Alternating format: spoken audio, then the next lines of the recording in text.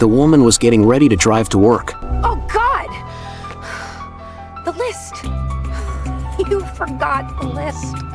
She had to go back, grab what she forgot, and continue to work, completely unaware. There was a man stuck on her windshield. Just last night, while driving home from work, a bike suddenly came speeding from the side of the road. She quickly turned the wheel, but hit a man on the side of the road, and he got stuck in her windshield. When she woke up, it was as if she didn't see anything, and drove home with the man still stuck on her car. Even the next morning, as she drove to work, she didn't notice the man was there, until that evening, when a firefighter was heading home and saw the bleeding man on her windshield. He stopped her at the intersection and found out the woman had damaged vision, only seeing half of her field of view. Luckily, the fire department arrived just in time and got the man out of the windshield, but the fact he wasn't noticed until the evening is just too strange. The man woke up, find himself stuck in a wooden box, realized he had been shot in the waist. He punched the wood, but a lot of dirt fell down from the boards. The man understood he might have been buried alive, so he quickly called 911. The rescue team rushed to the scene,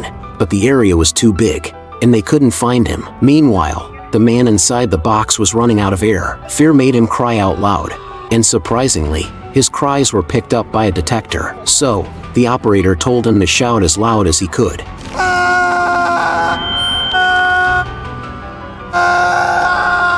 The firefighters quickly pinpointed his location and pulled him out. Luckily, he had his phone with him, or the results could have been terrible. The hot girl lifted her skirt, sat on the scanner, but just as she pressed the start button, she got stuck in the printer, with glass shards all around. The woman was too scared to move, so she had to call 911. When the police arrived, even he had never seen such a strange scene. The officer grabbed her by the waist, but as he pulled her, she cried out in pain. With so much glass below, using force could only hurt her more. The officer had to lift her legs to check the situation down there. In the end, he decided to use cardboard to cushion her from the sharp glass. Then he told her to hold on to him, and finally got her out. The woman hugged him in thanks. Do you know what happened next? The girl suddenly began having uncontrollable seizures. The CT showed a shocking discovery. It's moving. Something was moving inside her brain. The doctor used a nasal speculum and then forceps. To everyone's shock, he pulled out a cockroach. The nurse was dumbfounded. How did the cockroach crawl into her nose? The CT scan revealed the answer. The girl had a minor skull fracture. Cerebrospinal fluid had leaked into her nasal cavity. Attracted by the sweet smell, the cockroach crawled in. The girl finally told the truth. My mom's boyfriend. It turned out to be a case of domestic violence. She was too afraid to go home or call the police. The nurse called child services, hoping they could take her in, but the girl didn't want that and secretly ran back to the homeless camp. After their shift, the two went to check on her, bringing some supplies and antibiotics, hoping she could find the strength to survive there. This is the spiciest chili pepper in the world. Just a lick could cause a stomach perforation, but the dude planned to make a pie with it and serve it to his best frenemy, because the man filled my shampoo with hair removal. Soon, the piping hot pie is freshly baked. Just as they are about to dig in, the clever friend tricks the man into looking away. Who is that? The moment the man turns his head, the friend switches their plates. Unaware, the dude takes a big bite and then asks his friend the taste. How is it? A little bland, to be honest. The real question is, how's yours? At that moment, the man feels like his throat is on fire. He quickly chugs an entire bottle of vodka. The friend, initially gloating, soon realizes the situation is serious and performs the Heimlich maneuver.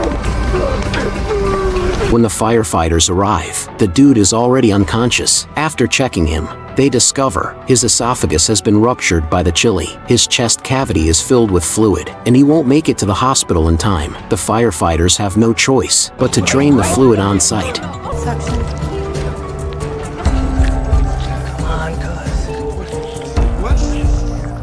As the liquid is drained out, the man finally regains consciousness. The repairman was trapped in the elevator shaft, and the elevator was still descending. A firefighter grabbed a tool and slid in unexpectedly. Seeing the two were about to be crushed like hamburgers, the teammate quickly asked someone to shut off the power. The repairman was crying out in pain, but Casey had no time to pay attention to him. He jammed the steel into the gears, trying to stop the elevator from descending. Sparks flew from the tool, but the elevator showed no sign of slowing. The space available to them was getting smaller and smaller. After 666 minutes, the teammate finally found the power switch and turned it off. Power's cut on the freight elevator. But the elevator didn't stop at all. In a critical moment, the dude found a trash can to temporarily hold the elevator. As the two were about to be crushed by the elevator, they finally found a tool to wedge it. You okay down there, Casey? A little cramped, actually. Everyone breathed a sigh of relief. The man had just rung the bell at the top. Then he suddenly lost consciousness, fell all the way down from the top.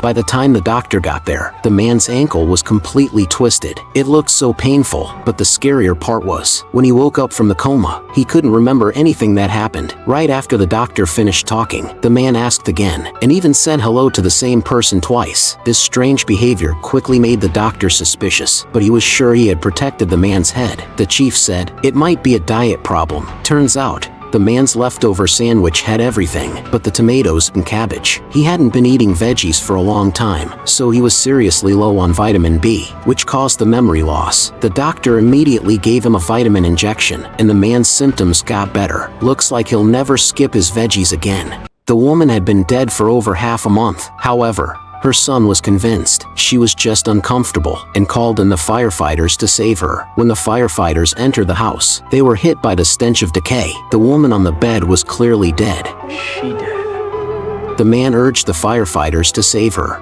I'm so sorry. Your mother's gone.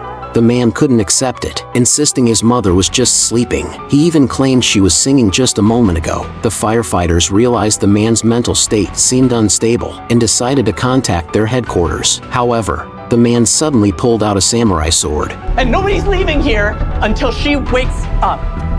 The firefighter had no choice but to pretend to start resuscitation, saying the woman's pulse was very weak and she needed a defibrillator. They asked the man to turn around because they needed to remove her clothes. The man quickly turned his back. The team pretended to be busy with the rescue. 1, 2, Trevor. In an instant, the firefighters seized the samurai sword. Still, the man kept questioning them, asking why they weren't saving his mother. Perhaps he would never understand. Death means never seeing someone again. A severe car accident occurred. The back half of the car had completely disappeared. Where's the rest of it? Several firefighters searched along the road and found the missing part of the car, hundreds of meters away. In the back seat was an unconscious woman. Just relax. Okay.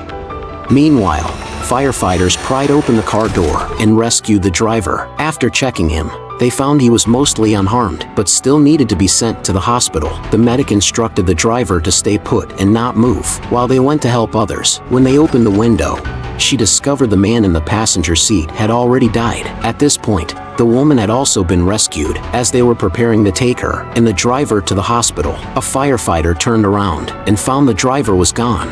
Where's the driver? I don't know, he was right there. Could the driver have fled the scene? After causing the accident, the bald firefighter was ready to help. You know what? I'm good. The firefighter felt confused, but the woman would rather stay in the fire than be saved by the bald firefighter. A few days ago, the man was diagnosed with cancer. My son's getting engaged tonight. Will I make it to the wedding?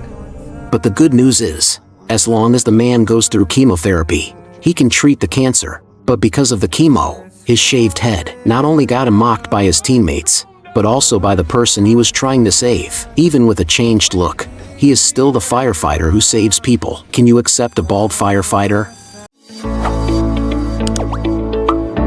Hi, Snail Movie here.